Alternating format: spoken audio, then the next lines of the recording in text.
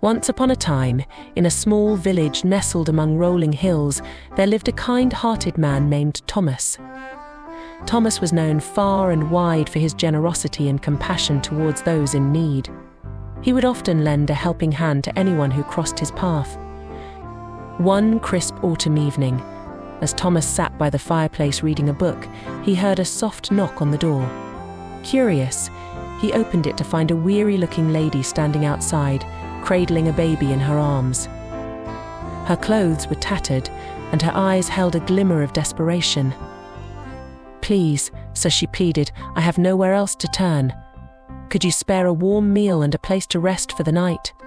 My baby and I have been traveling for days." Without hesitation, Thomas welcomed the lady and her baby into his humble home. He offered them a comfortable bed by the fire and served them a hearty meal. As they ate, the lady shared her story with Thomas. She had been traveling alone, trying to find work to support her little family, but luck had not been on her side. Moved by her plight, Thomas resolved to help her however he could. He offered her a job working in his fields, promising to pay her a fair wage so she could provide for herself and her baby.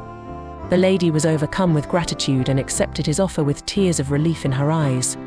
Days turned into weeks, and the lady proved to be a diligent worker. She tended to the crops with care and dedication, and Thomas was pleased to see her thriving in her new role. However, one morning Thomas woke up to find the lady and her baby gone. In their place was a letter left on the kitchen table.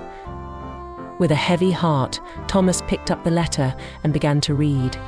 "Dear Thomas, I cannot begin to express my gratitude for your kindness and generosity towards me and my baby. You welcomed us into your home when we had nowhere else to go, and for that I will be forever grateful. However, I must confess that I cannot stay. As much as I appreciate your offer of work and support, I cannot burden you any longer. You have already done more than enough for us, and I cannot in good conscience accept any more of your kindness. Please do not worry about us. I have found another opportunity that will allow me to provide for my baby and myself. I will always remember your kindness and will strive to pay it forward wherever I go. Thank you again, from the bottom of my heart, with deepest gratitude, Eleanor." Tears welled up in Thomas's eyes as he finished reading the letter. Despite his initial sadness at the lady's departure, he couldn't help but feel a swell of pride in his heart.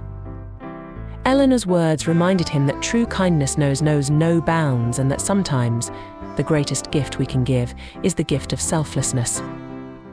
From that day on, Thomas continued to extend his kindness to those in need, knowing that even the smallest acts of compassion could make a world of difference in someone's life. And though Eleanor and her baby were no longer by his side, their memory lived on as a testament to the power of kindness and generosity.